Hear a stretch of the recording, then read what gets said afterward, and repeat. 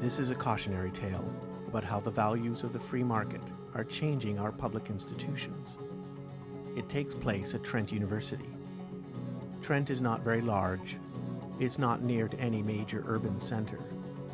But what's happening here will have a profound effect on the future of all universities in Canada. Trent is being used as a sacrificial lamb. The marketplace has moved in and tried to take over the production of knowledge. Everything today should be on the table. This proposal is an invitation to civil war. The Superbuild Fund gave an opportunity to carry out this agenda. You have universal access, but universal access to what? This is unprecedented. It's unacceptable at any university. This is a very serious crisis, in my opinion. Someone needs to speak up.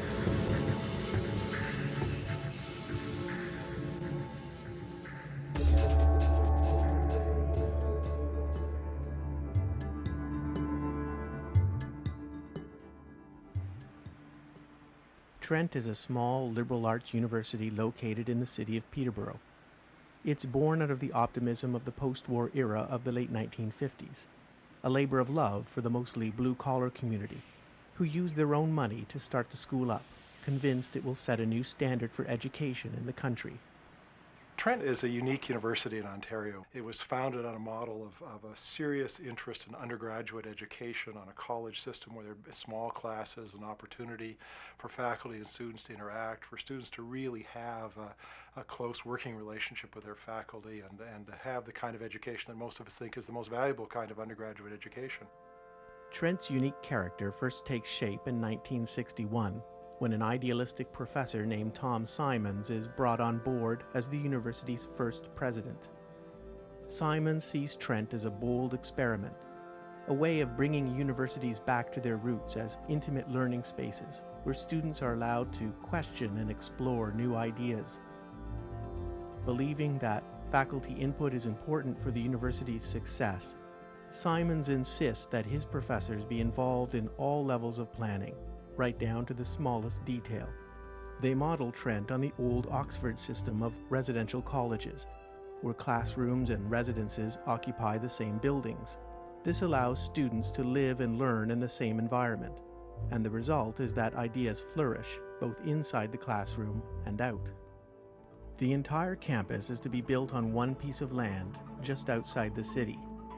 While having everything together is the most economical way to build the university, Simons and the others fear it may not be in the best interest of the students. The huge majority of upper year students live in downtown Peterborough. If you take away their academic focus of attention, they are going to lose a great deal that enables them to operate not just as people who go in and out on a bad bus service to go to lectures, but as people who are part of a kind of small group culture. That's an important part of the university. It becomes everyone's priority to ensure that those students living off campus also benefit from the residential college system. And to do this, Simons attempts something radical. On opening day, he announces that Trent will operate with a split campus. 2 of the university's colleges will remain permanently in the downtown core. But today, the very concept of a university has shifted. Once a place of ideas, it is now seen as a business. Debate is giving way to bureaucracy, and the visionaries of the past are being replaced by mere administrators.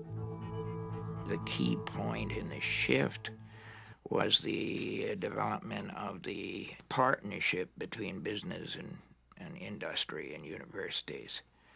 The entire older conception of universities in Canada was a kind of arm's length. As public funding dries up, the private sector steps in to fill the void, but not without expectations.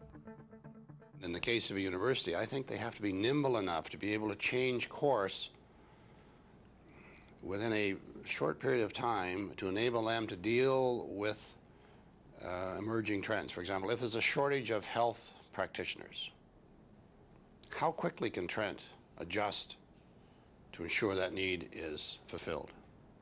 If private interests are able to shape what research is done, what questions are asked, what critical perspectives are brought to bear, then a university is no longer a university. It's a research site.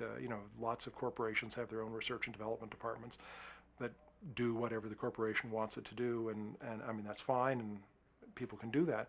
But a university is to be a place where the faculty and students ask questions that they want to ask, look at things that they think are important, and aren't driven by commercial interests or government interests. But commercial interests are driving the agenda, a fact that becomes painfully clear as the faculty at Trent gather to choose their next president. Rather than a kind of bottom-up level of selection, which is what would have been normal, what you have, in fact, is a number of outside managerial people coming in and imposing a different model, a corporatist model, on university organization. Member for Peterborough. Mr. Speaker, I rise today in the legislature to offer my congratulations to Professor Bonnie M. Patterson, who was installed as Trent University's 6th president and vice chancellor on October the 2nd of this year. Bonnie Patterson becomes Trent's 6th president. An accomplished administrator and former bureaucrat, Patterson is a disciple of the same business philosophy now supported by the government. One of the greatest challenges that universities and hospitals and other public sector organizations have is sustaining at a high quality level their physical facilities. Without continued economic growth and private-public partnerships, however, we would be unable to equip the workers of today and tomorrow with the necessary skills to succeed in an ever-changing market. And so a mutually beneficial private sector partnership, we believe, will help us do that. The ultimate private sector partnership arrives as something called SuperBuild, a highly competitive fund designed to reward universities who can demonstrate they are online with the new corporate ideology. Mr. Speaker, the SuperBuild Growth Fund will provide nearly $750 million, some $742 million this year alone, for investments to build and modernize our universities and colleges. One of the major requirements for SuperBuild is the involvement of private money.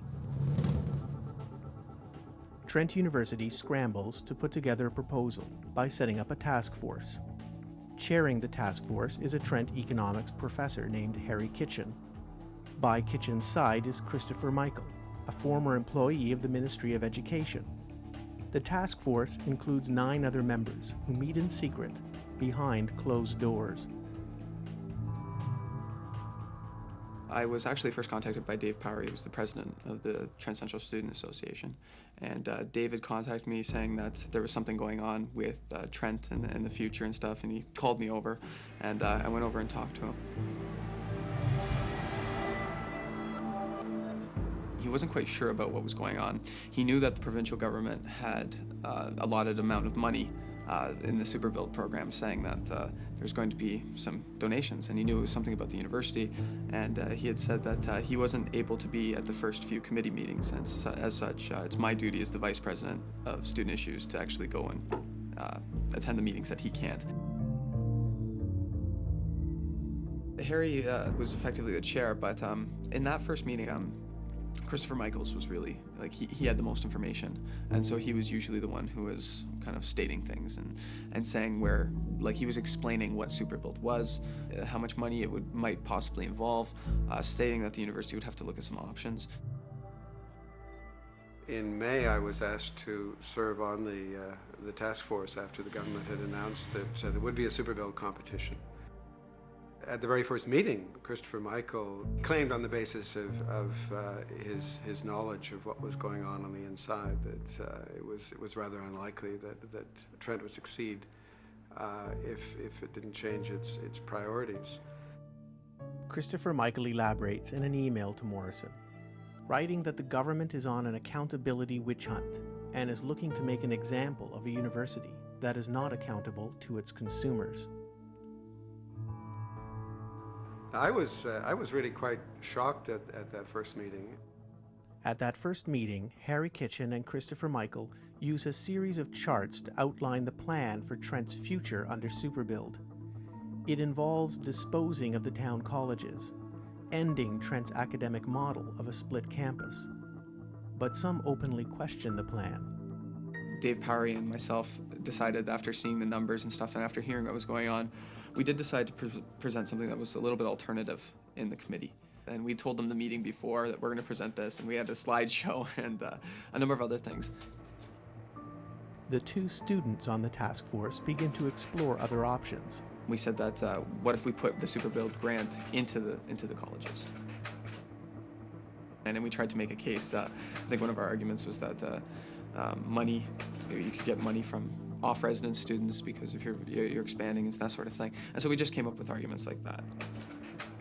Their presentation is convincing, and it begins to sway other members on the task force when Harry Kitchen puts an abrupt end to it. He went, "What's going on here? Like, what are you guys doing?" And that was kind of threw me off a little bit. Someone in the committee said that these numbers are accurate, and they were done by paid consultants, and they are not wrong, and that is not a good thing to challenge them. That the numbers shouldn't be challenged is what they had said to us. There is an ideological component to this in which essentially to ensure that the universities become much more than they have been in the eyes of people in the corporate sector. To many on the task force, meeting in secret, behind those locked doors, the future of Trent seems to be a fait accompli. They came in having a definite plan, and they can't say that they didn't have a plan. They can't, because they had the numbers, they had it in there, and they had it in their minds, they just in their actions and stuff like that. Otherwise, they would have come to the committee, we would have developed subcommittees and said, okay, this subcommittee is going to report back on this subcommittee is going to report back on this. We're going to get together, we're going to discuss about what options there were. There's a definite plan that they had. In fact, prior to the first meeting of the task force, Harry Kitchen outlines the plan in an email to Bonnie Patterson. The plan is sympathetic to the government's direction, echoing the view that universities must operate more like private businesses. This is no doubt a fiscal decision. Given that government's funding has either been targeted more recently or has declined in general operating resources, we need to find new resources. In the email, Kitchen suggests the campus be rationalized and the town colleges sold off. Economics, the bottom line, drives a lot of what universities are doing today. It's very expensive to run a university, whether it be Trent or U of T or UBC. And decisions need to be made, in my view, to rationalize facilities. Unlike Tom Simon's original vision, this plan is not concerned with academics, but rather with the belief that a split campus provides less opportunity to generate extra revenue. There's an overwhelming sense that the prime value in society is commercial and monetary, and university education is expensive, and so we should find a way to cheapen it in the same way we try to cheapen healthcare. And if that means cheapening the quality, then they're prepared to do that. I understood her to have said that the spirit of the Simons period was passé. If there is an intent to do something about that kind of thing, I think it's a real problem.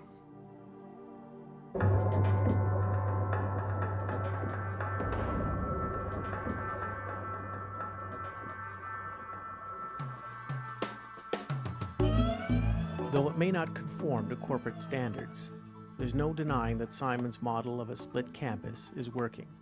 The town colleges have created a vibrant academic community and are described as the heart of humanities at Trent.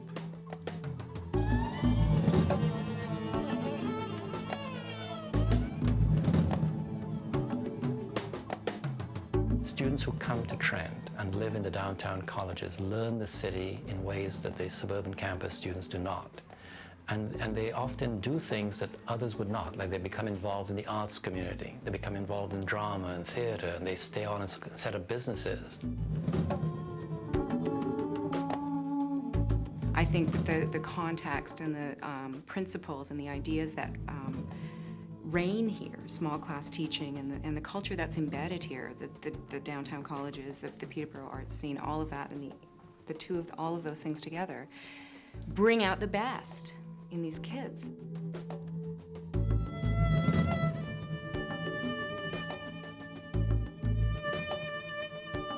That's part of a whole sort of political, cultural life that is very much a part of the university, and it's one of the strengths, again, of students, that they can live in that way and interact with that broader community.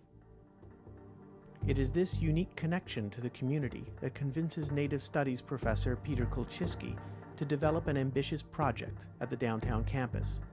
It's called the First People's House of Learning and Humanities Center. The idea emerged in a conversation that, well, we could build a First People's House of Learning at PR. We could use that walking community downtown space to help build the Native Studies community. So a whole bunch of other reasons just suddenly made this not just a building for the sake of having a building, but it became something that grew much larger than that. That would have all sorts of unique features and develop all kinds of connections and work with what worked in those downtown colleges. Unaware that a task force is meeting to change the shape of Trent, Kulczycki travels to Toronto's financial district with Bonnie Patterson to raise money for his project. Their first stop is the Royal Bank of Canada. I was first approached by President Patterson, a couple of folks from the faculty, the Native Studies faculty at Trent, to see if I'd become involved in the campaign to raise some money from the private sector to support the development of a First People's House of Learning. The Royal Bank gave $200,000, and at the same event, the Curve Lake First Nation nearby gave a small few $1,000 donation, I think. There were letters written by Peter Kulczycki and President Patterson in which the downtown location was mentioned as part of the letter. For example, one letter dates from May, written to the Royal Bank, specifying the location in downtown Peterborough at Peter Robinson College. In the university's fundraising literature, donors are told their money will be used to build a First People's House of Learning at Peter Robinson College. And in a document outlining fundraising priorities, the university states that it will maintain a presence in downtown Peterborough. Among those signing the document is Bonnie Patterson. All of the documents that went to them, including the official Beyond Our Walls pamphlet, said First People's House of Learning at Peter Robinson College located in downtown Peterborough. Despite all this, Patterson tells no one involved in the First People's House of Learning about her plan to close the town colleges. But someone overheard on the bus someone speaking, perhaps not discreetly, and mentioning that the colleges were downtown colleges were about to be closed. There's a task force going which will come to that conclusion, etc. We had, the largest project involved in the capital campaign and involved in terms of thinking about the structure of the institution. Nobody from our circle was put on the task force. Nobody from Native Studies was on the task force. So we didn't know that a task force had been struck. We asked for to have representation on the task force, since this was, after all, an official priority of the university that we were involved in. And she said, no, it was too late in the process for us to be involved in that. What you're telling me there simply is you're going to use Native Studies. People will give to Native Studies, we will use Native Studies to raise money, and Native Studies will get nothing out of that. It'll be in the same place it is now. Native Studies continues to perform as a fundraising tool for the university, despite the fact that it stays right where it is, out on the main campus, lost among the maze of parking lots and complexes that make up the Superbuild plan. Universities have to be as competitive as any other institution. It is a competitive game, whether you're in the education business or the banking business. There's lots and lots of competition. And I think that enlightened presidents and board of governors of universities have to make the tough decisions to move institutions into the or take them to the next level. But in doing so, in my personal experience, even within my own bank, you get a lot of pushback to change. My advice to people, whether they be in the banking industry or the university setting, to be a friend of and embrace change. But the new plan calls for more than consolidation. In an attempt to generate revenue, Patterson proposes making the colleges flippable, meaning they would double year-round as both student residences and conference centers. It is our intention that we would have a flippable facility and that we would increase our conference activity using new facilities, new conferencing space, new residential accommodation, and begin that the summer following 2003 admission. The task force goes further, suggesting the university guarantee revenue targets to attract private businesses, such as boutique stores, fast food restaurants, and private residences, which would then be run by hoteliers. If you think about any other type of hospitality environment, you don't have a built-in clientele which creates revenue lines. It's based on your attractiveness from a customer satisfaction point of view.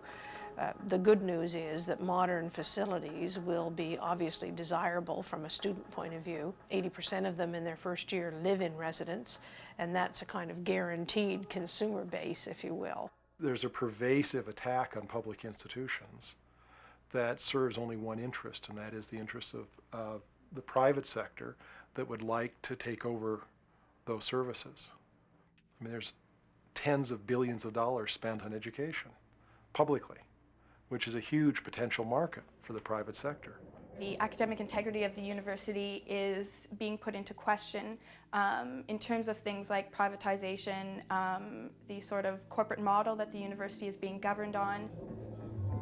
In order to guarantee faculty and student input into university decisions, Simons gave Trent 2 levels of government, a Senate and a Board of Governors. Universities are governed by a bicameral system. It grows out of a notion that really the academics in the institution are the ones who should control the educational decisions, and there needs to be a board that's responsible for the financial and administrative decisions. And since most things that have to happen at a university have both financial and educational implications, it means when a decision is to be made, there's 2 parts that have to come together. Patterson's Superbuild plan must first receive the support of the University Senate, but fearing the plan will compromise Trent's academic integrity, the Senate turns it down.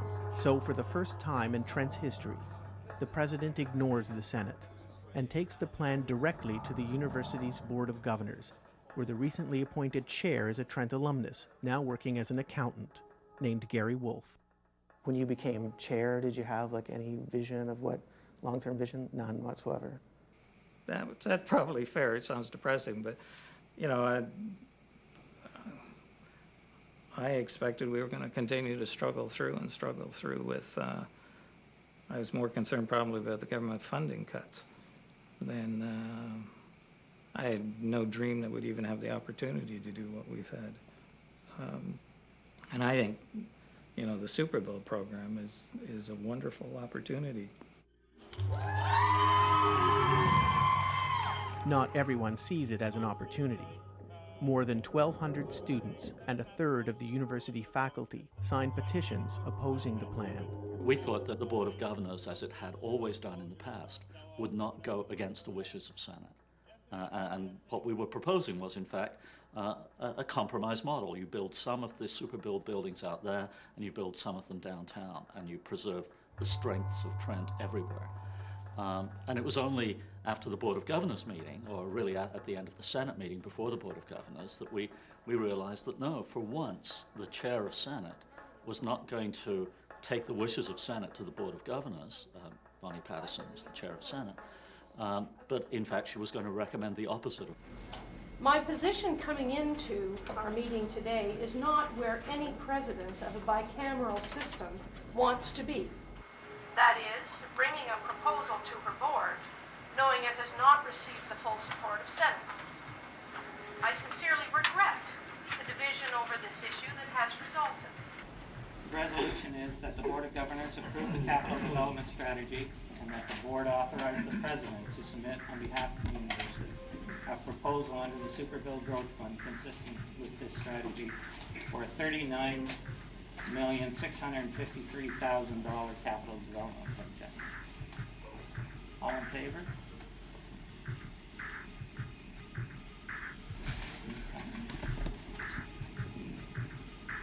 Opposed? Three. Motion is carried.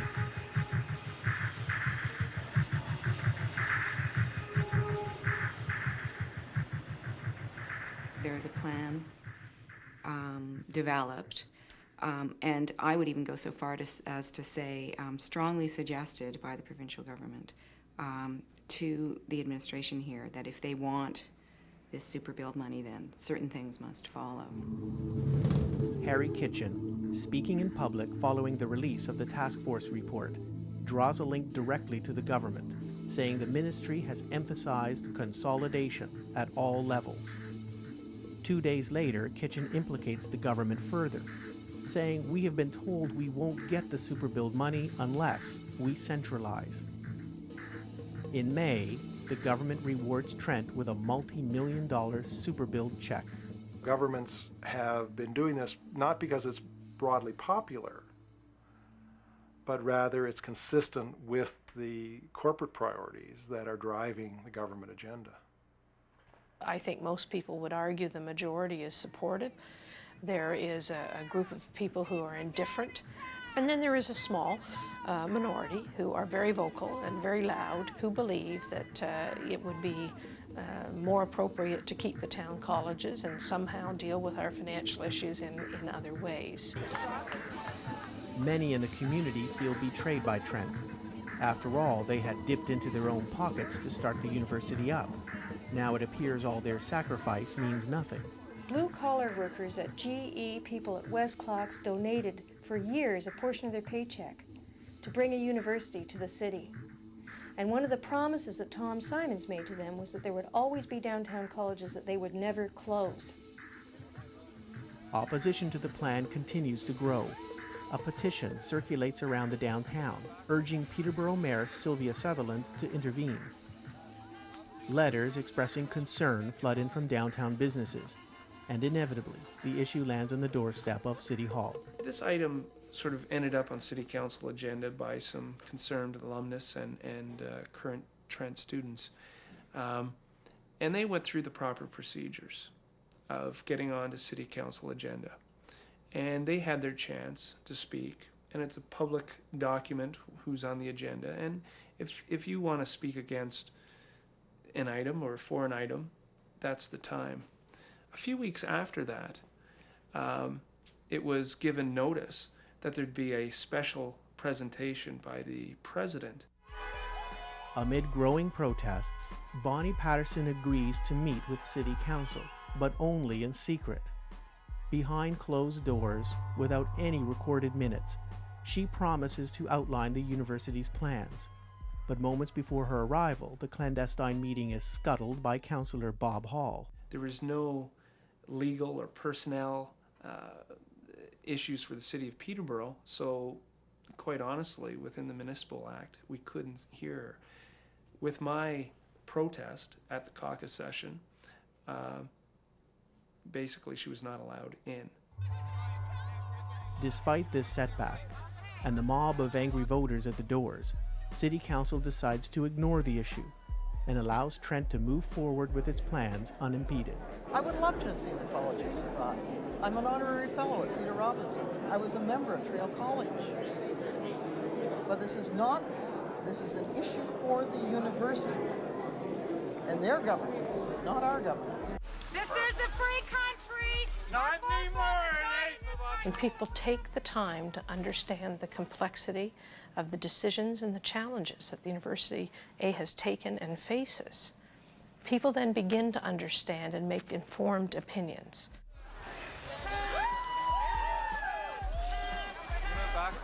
I felt subtle pressure, at the least, to sort of toe the line, not ask questions, to agree to basically sit on my hands.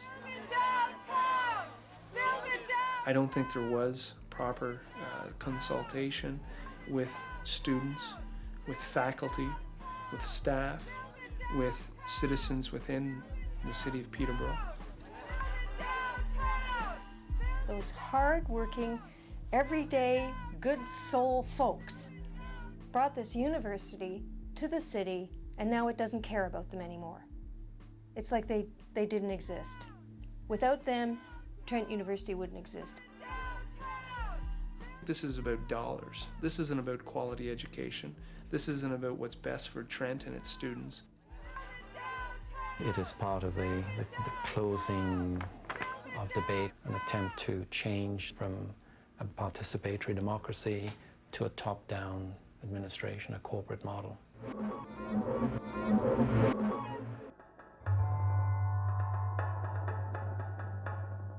Being responsible means sometimes you're going to piss people off. It's life. And in the case of a university, if a president, at the end of the day, with the support of the board, makes a decision, in my business, when that happens, when the chairman says, here's where we're going, I hope you're on this train. Because the train has left the station. But many are not on the train. Several professors, feeling the issue is larger than the closing of a few buildings, challenged the Trent Board of Governors in court. What concerns me is the real attack on the fundamental democratic principles. I think that's the biggest problem here.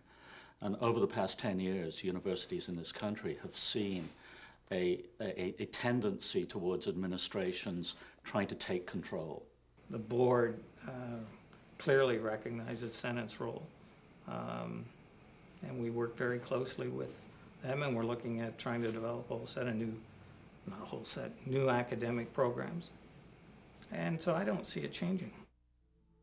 In 1999, the board reaffirms its original relationship with the Senate, agreeing that it would act on the recommendations of Senate when approving the university's mission. Yeah, I mean, these haven't changed. We started doing research. We found that there was kind of a governing ambiguity, almost, that maybe you can clear up, being the chairman of the board.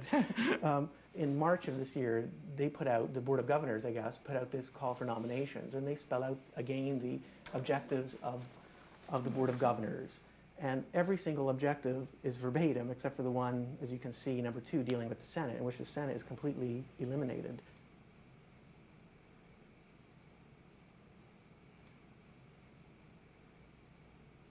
It would be an extraordinary thing for an executive person to change the objectives of the board without consulting the Board of Governors. And one objective only. And one objective only. This happens to be Senate and happens to be during the time in which there's a dispute between the board and the Senate.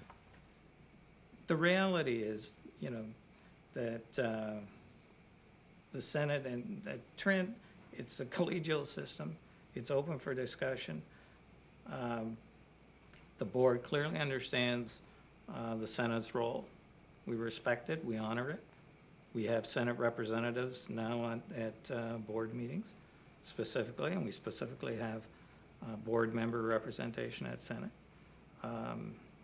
So, you know, I don't know where you want to go with this, but that's not accurate. There are a lot of university administrations that would like to run their institutions as if they were corporations and have a board of governors that just runs it and sees the Senate as something that's either inefficient or slows down effective decision making, and ignoring the fact that the heart and soul of universities is its educational function. And so in that sense, the Senate is the key body and can't be disregarded, or else you have something but you don't have a university. In an unprecedented move, the Ontario government intervenes in the court case and argues in support of Trent's Board of Governors. I don't know when this model was last looked at in terms of its relevance in the 21st century. The role of the Senate versus the role of the Board of Governors. How long does that model date back to? 800 years. 800 years. It's worked, obviously, for a significant period of time, but having said that, I would argue it needs to be re-examined.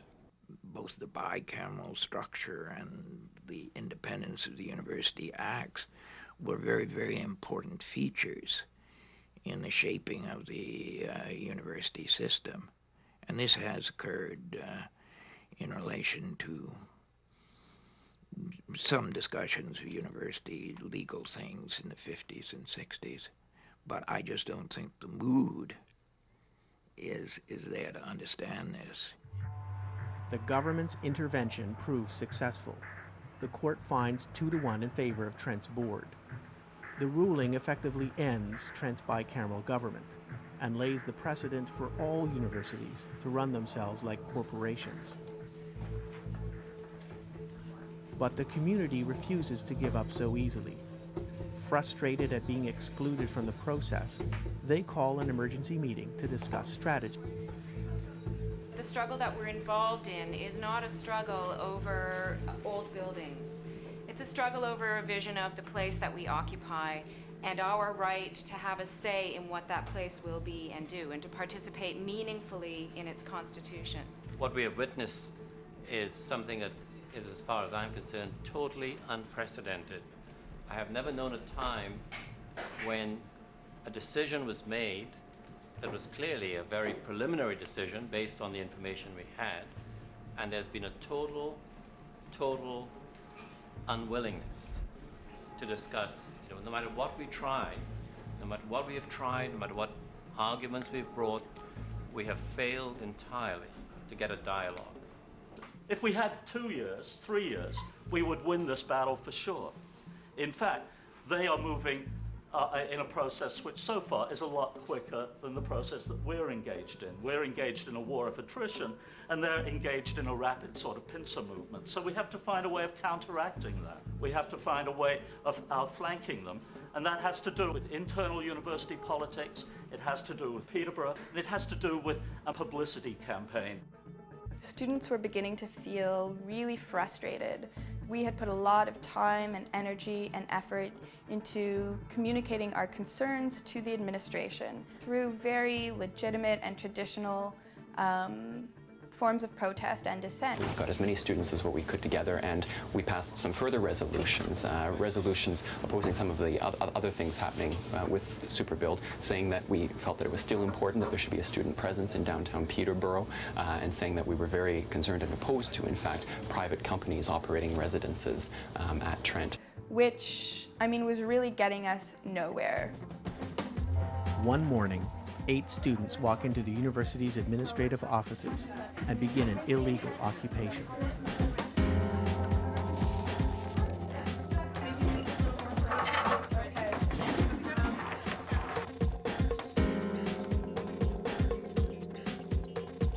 We met up very early in the morning at one student's house, everybody together.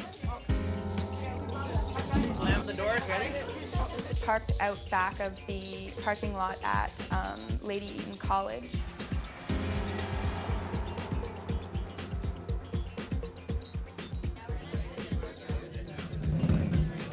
Five or 6 students stood out to disconnect the phones. Following them were students they were called gentle persuaders, and their job was to persuade the staff people in the office to leave. This is going to be much easier for us and for you if you leave right now. We're locking down. Anybody else who has to get out, go out now. And out later. Nice job, guys. Holy shit. The students who had decided to remain inside the offices began moving furniture around, blockading the entrances, chaining things up and locking everything down.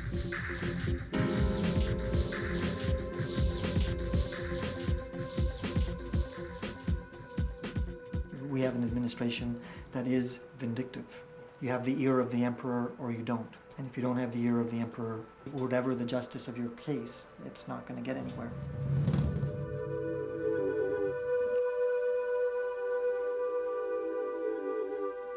She spoke to us for 10 minutes maybe.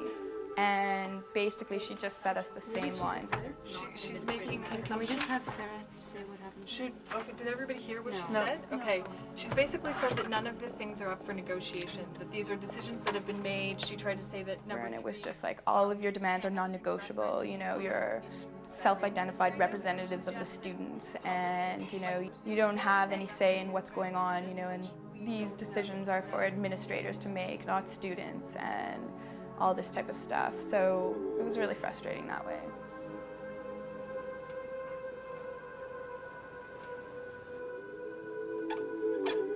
I think debate is a good thing, a healthy thing, to get these issues out in universities and debate them. But I think you have to have ways of bringing people together and healing as well.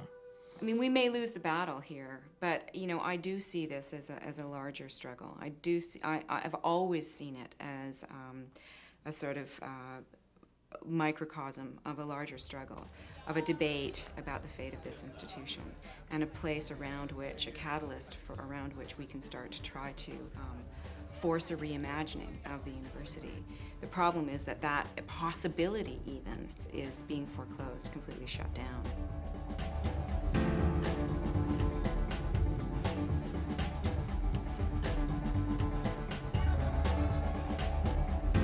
We were very much aware of the nature of the Trent administration, and we had a really strong idea of how willing they were to repress any form of dissent. I mean, that was part of the reason why we were there.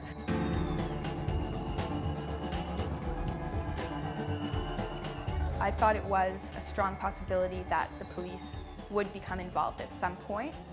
I don't think that I was ever prepared for the type of operation that went down.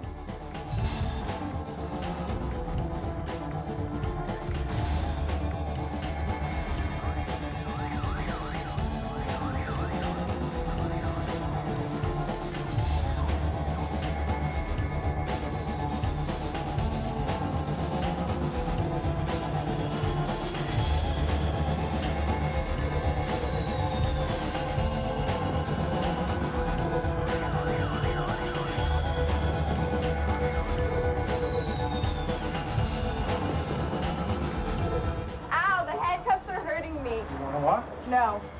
I am not resisting arrest. I am not resisting arrest. I am not resisting arrest. I am not resisting arrest. I am not resisting arrest. I am not resisting arrest. I am not resisting arrest. I am not resisting arrest. I was appalled because in the history of the university we had never ever engaged the police in response to an action of this sort. It's not just Bonnie that's the problem, right? It's a change of administration and a change of, an ideological change in terms of, how are we running the university? What do we consider a university to be? What's an acceptable way to govern an institution like this? No. You can't get in? No. They locked you out? They locked me out.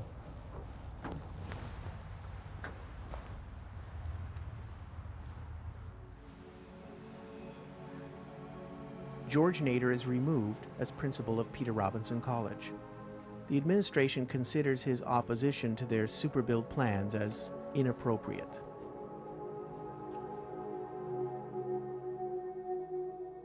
Within 6 months of Professor Nader's removal, Peter Robinson College is closed and sold.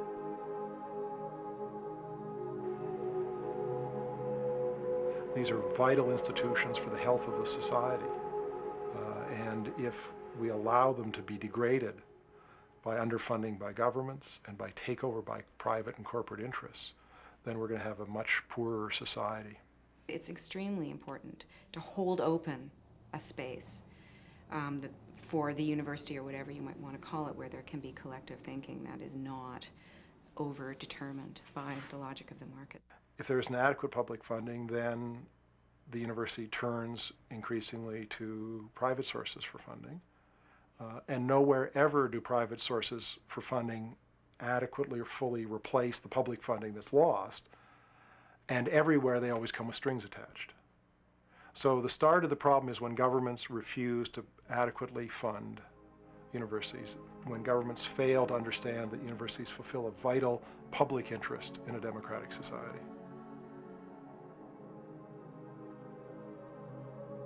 With contributions from the private sector and other partners, the Superbuild Growth Fund will provide nearly $750 million to build and modernize our universities and colleges.